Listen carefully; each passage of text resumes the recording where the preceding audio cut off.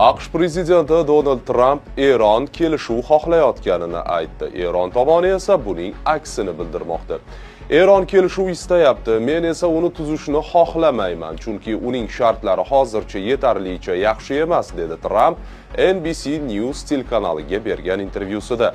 Tramp bu boradagi har qanday shartlar juda puxta bo'lishi lozimligini qayd etgan. Shu bilan birga AQSh prezidenti o't ochishni to'xtatish borasidagi bitim shartlari qanday bo'lishi kerakligi haqidagi savolga javob berishni istamagan. Ammo Tramp shartlar ichida Eronning yadro dasturidan to'liq voz kechish majburiyati bo'lish kerakligini yana bir bor ta'kidlagan.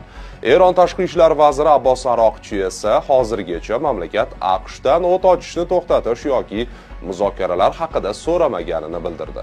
Qancha kerak bo'lsa shuncha vatanimni himoya qilaman, degan vazirning o'zi.